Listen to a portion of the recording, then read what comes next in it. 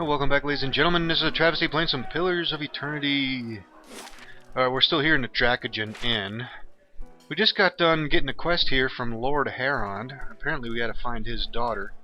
And supposedly he wants us to ask around and see if we can find any information of her whereabouts. So I think we're gonna do that next. And additionally, we have picked up this cat and mouse task here earlier in last episode. We gotta find somebody named Nefri too. So, I guess we'll start here with Dangler and see what happens. Gods keep you.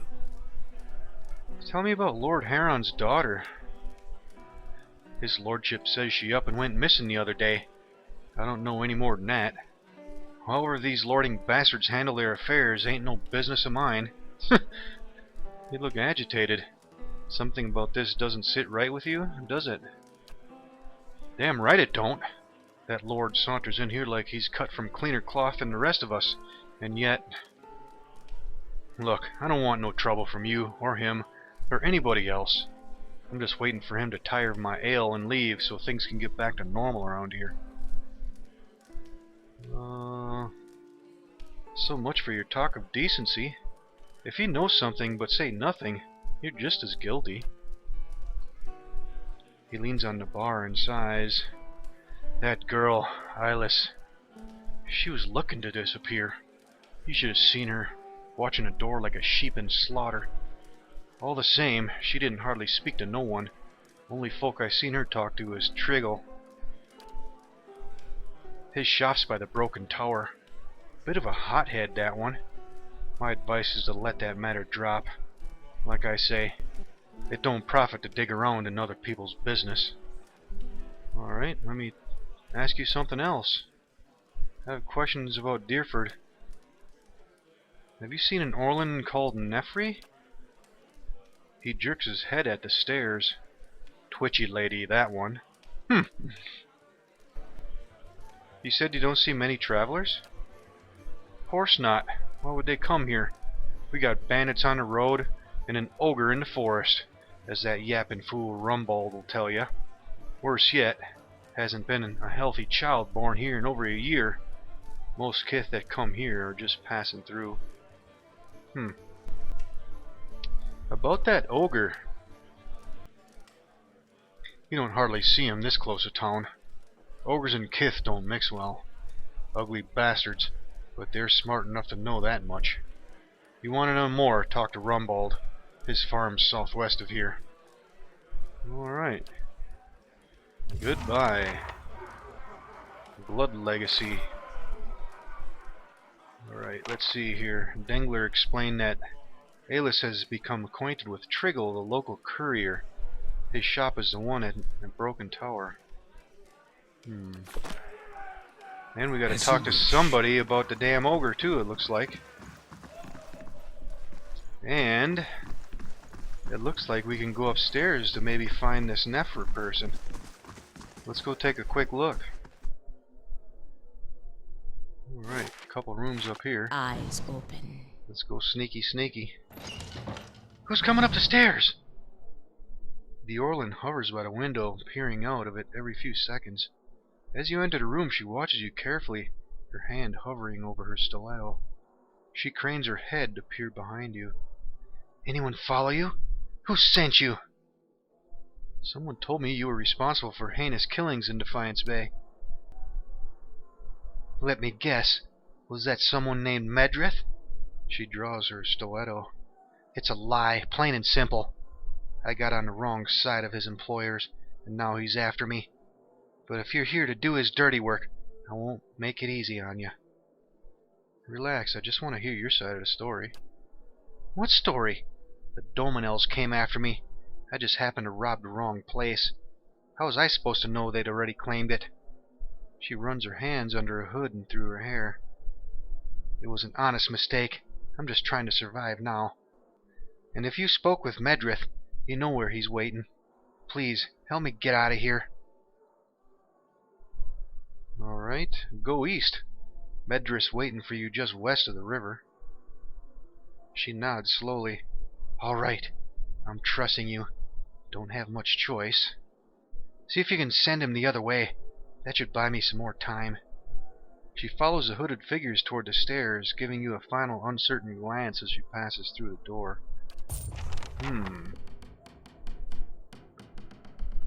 Okay, so she's gonna head east.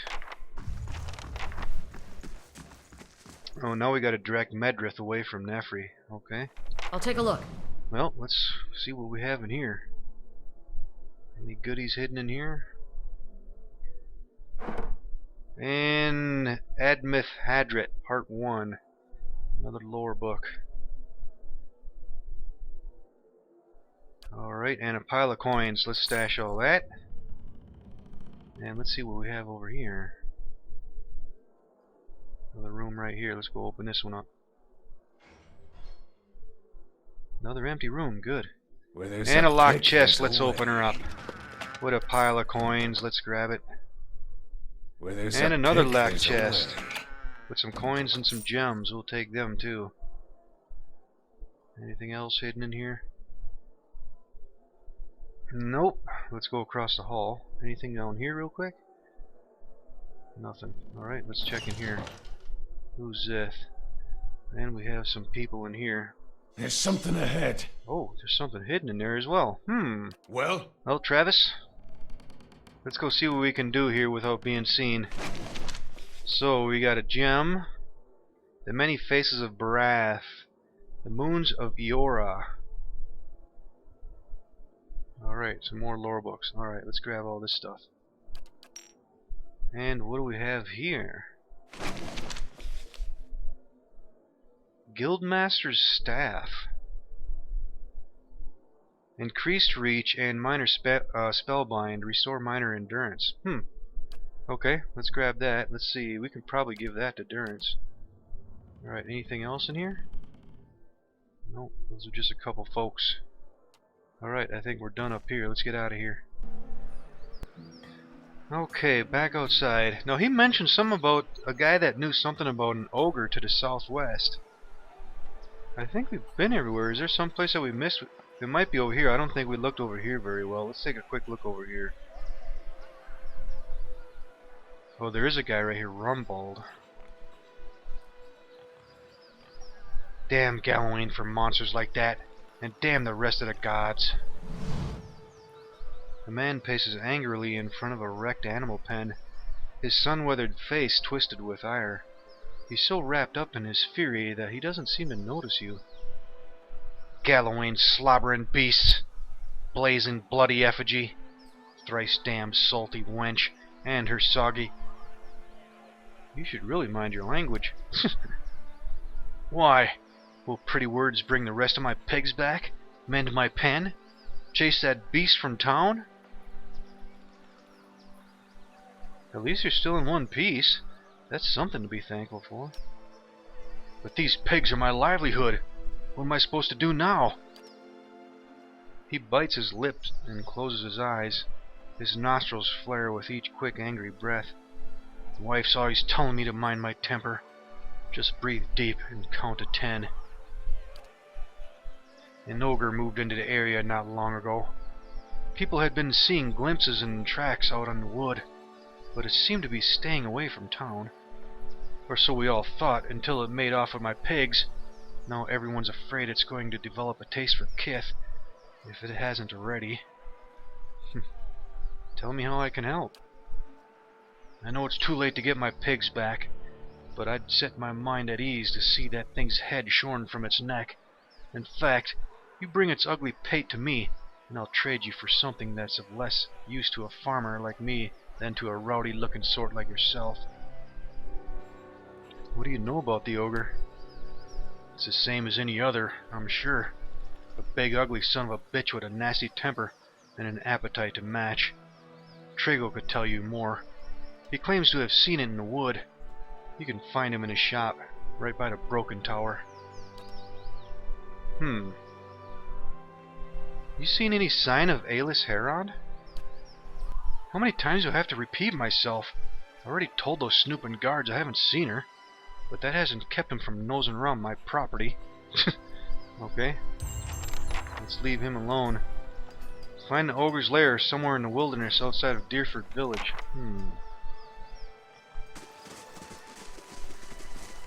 Laying low. Right.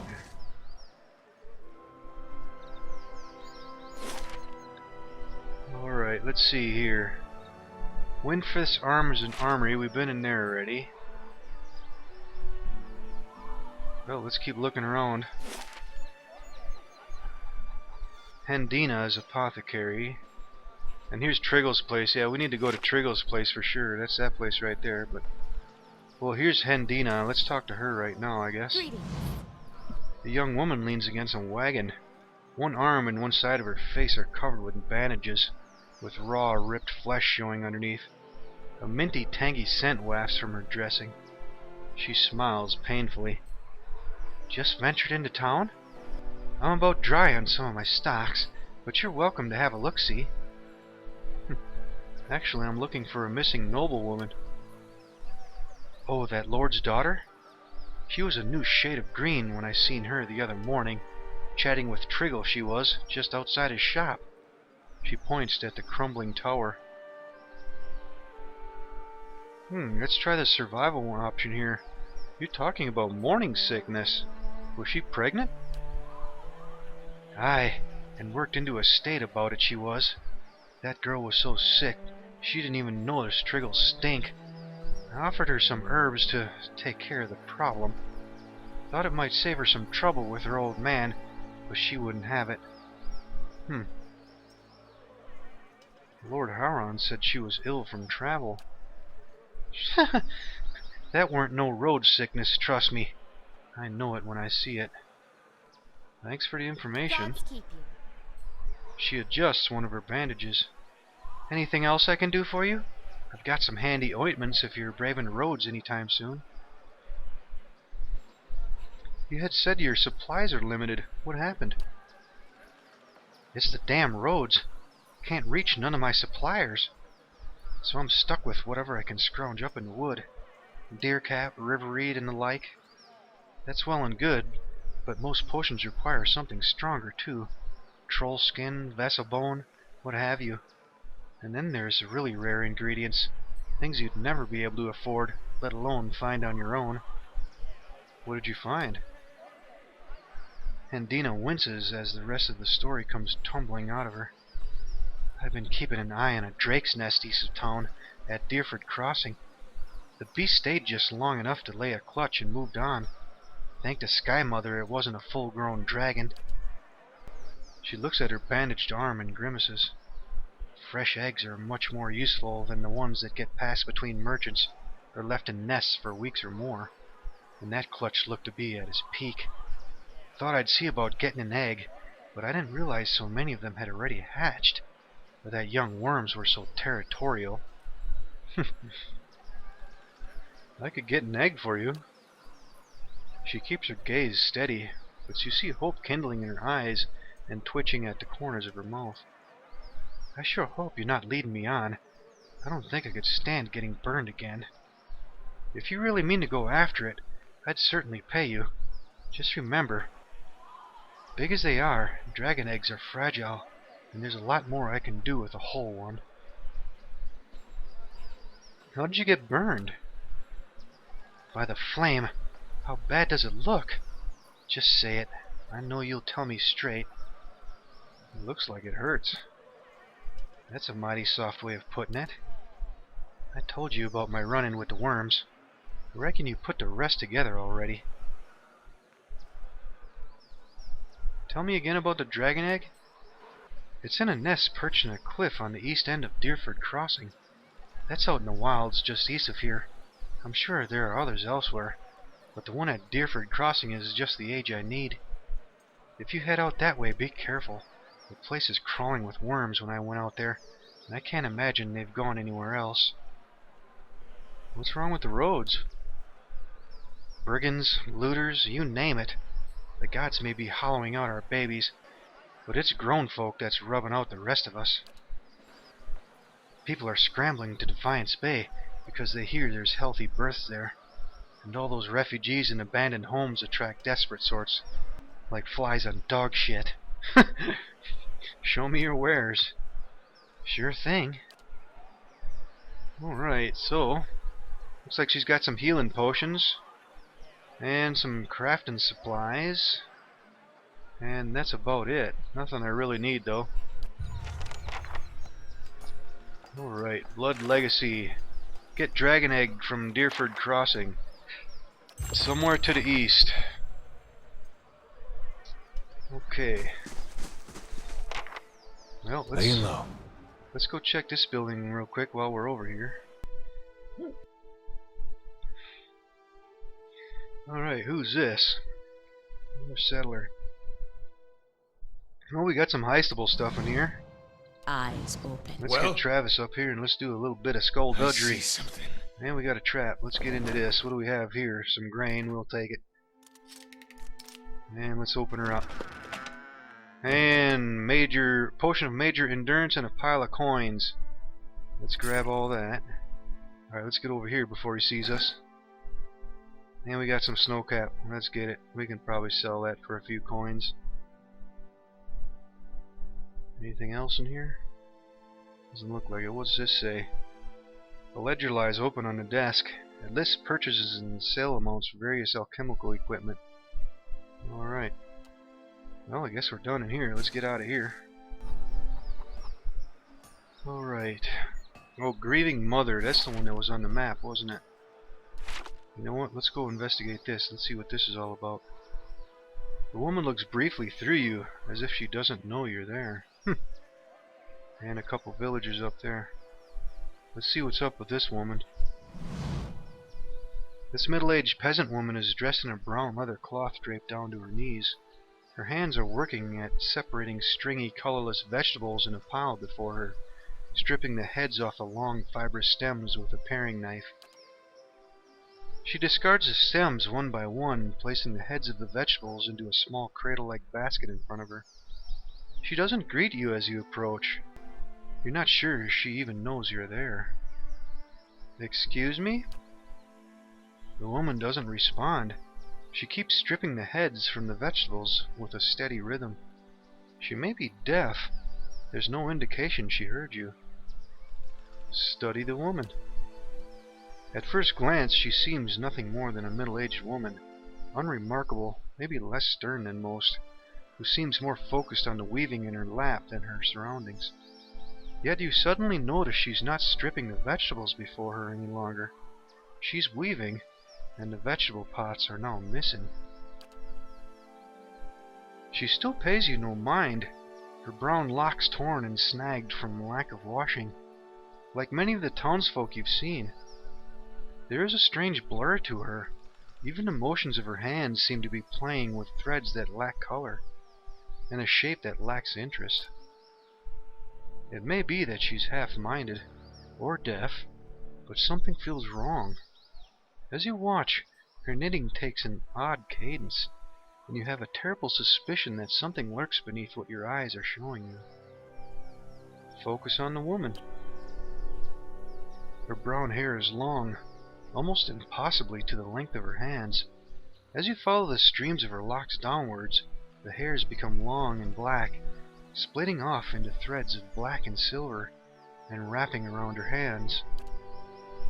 She is forming a soul cradle with the threads, braiding a net in front of you, each finger long and sharp like a series of knitting needles, almost hypnotic.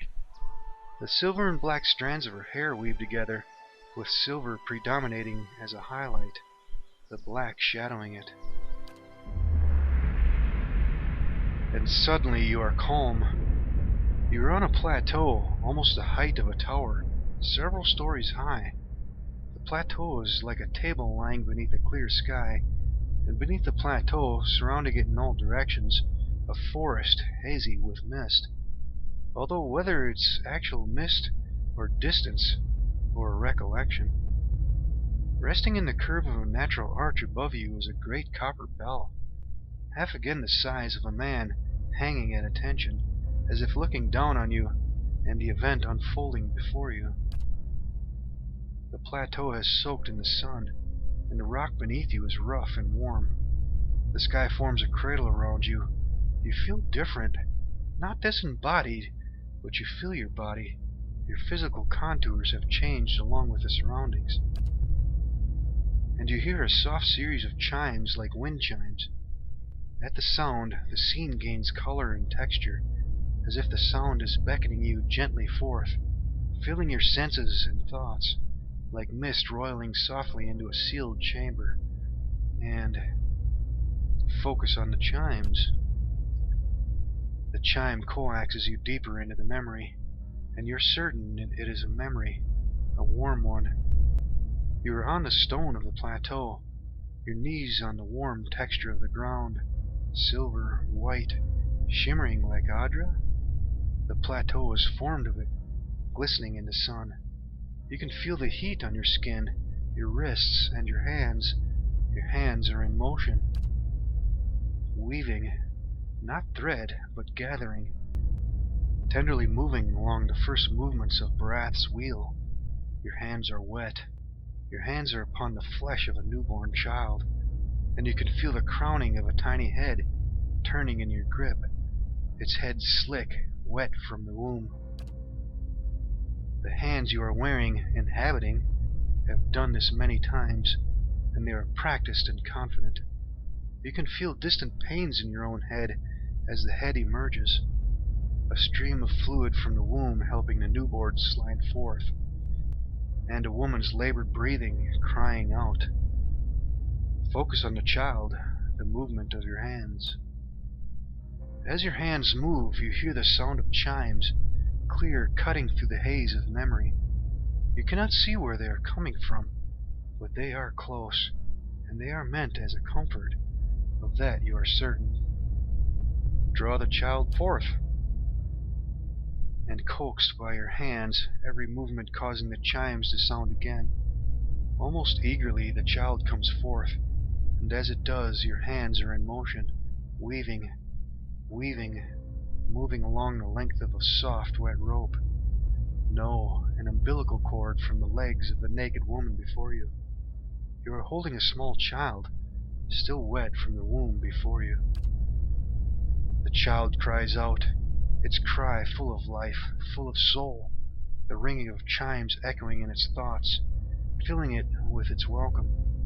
The soul is blurred at the edges, as if you are viewing a soul from within a soul, but it is there. It is alive. The woman before you is weeping, and at her first cry, her hands reach out for it. Surrender the child. You surrender the child to her, something you have done many times before, and as your hands move, the chimes echo the movement, and you realize the chimes are hanging from cords on your wrists, and where once they echoed in the memory, they are now echoing in the child's mind as well. The chimes are intended to welcome the child, to be its first gentle greeting into the world, a soothing sound guided by the tender motions of your wrists. You are helping to weave its thoughts, its perceptions, and the experience. The experience. The woman laughs with a ragged joy, laughing from a parched throat. Her emotions seem soothed, but the physical demands of labor have left her exhausted. But the child is here. The child is safe, and all atop the plateau is peaceful, calm, distant, flattening out as the memory persists. Slowly pull back, retreat from the memory. With effort, the scene bleeds of color, and your mind becomes your own again. There is no pole, no anchor, yet the sound of the chimes remain. As they existed in the memory, they sound here as well, and they are hanging from the woven braids on the wrists of the woman before you. Even as your head is spinning from the touch of her mind, the sound of the chimes on her wrists are sharp and clear, as if coaxing you back to the real world. The woman still sits before you, but she is nothing like what you first saw. She is wearing black, shredded garments that drape over her form like streamers. Her hair is streaks of black and run through with silver. Her age is almost impossible to tell. She simply feels old, like a crumbling watchtower. As she lifts her head to face you, you see that her hair is draped across the front of her face like a veil. What you first saw of her was a mental glamour of some sort, unconscious, and you realize what you see is not what the world sees. and you are perhaps the first to see her true self. Still, you don't sense a threat in the realization. If anything, you feel a sense of relief from the figure. You can hear her thoughts, and she is glad to at last be seen. What did you do to me? I am seen, but the eyes of others do not remember. You were the first to see me as I am, the call stripped aside. There's a light touch in your mind, a caress, and her left hand mirrors the motion of the touch, reaching up to the air between you. You hear the chime on her wrist sound softly. Her hand moves as if phantoming resting on your cheek in the distance, and she speaks softly and slowly. Your memories. A cadence of wheels on a caravan track. Fever. Questions by running water. Violence in a night's campfire. Arrows in the dark. And fleeing. Falling rock and cracking stone. And a storm. The storm. Jesus, man. Alright, this is some kind of trip going on. She's tripping. The storm that brushed you. Did its screaming wake you from your mind's cradle? Your memory of it is painful. Its cry is difficult to ignore. It's like a child. Many children crying out. I encountered a Beowick, yes, and it did something to me. Her hand withdraws shyly, the chime sounding softly once again. The woman stands uncertainly, as if she has been sitting for some time, or is too weak to bear her own weight. You notice her cheekbones are tight, her face gaunt, yet while her stance is weak, she seems determined to stand before you. You are able to see me. It is almost a question. You suddenly realize she doesn't seem to know what you saw when you looked at her, the image on the plateau. Yet the image was so clear, so sharp. You're surprised she didn't feel you there. To see me is a rare gift, a watcher's gift. I've never been able to do that with a living person, except with you. So many questions, thoughts whirling like storm winds.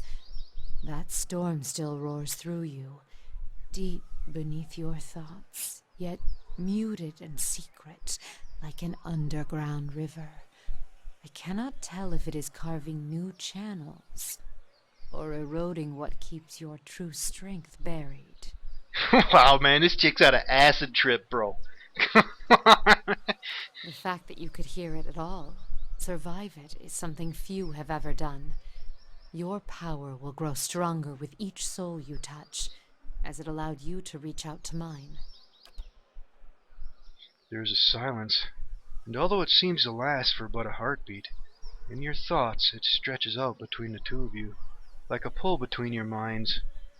You blink, take a breath, and then you realize she wants to ask you a question, yet can't form the words, as if assembling them is painful, or there simply are not enough pieces.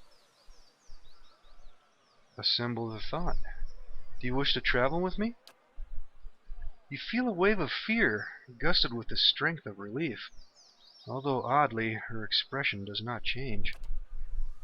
Then fear dissipates, and you feel strength and certainty, as if the plateau from her memory lies beneath you, and a calm sky looks down upon you. Oh, and now we have another companion we could possibly use. And yes, she's a first level cipher. Alright, I think we'll pick her up in a moment. I'm sure there's probably a quest linked with her too, but let's keep the party as is for now. Alright, and sure enough we got another quest here. Learn of the grieving mother's past. We'll have to deal with that sometime in the future. Alright, here we have some plants over here. Let's pick them up. Okay, so yeah, we still need to go over here to the tower, but we are running up on time, so we better do a quick save here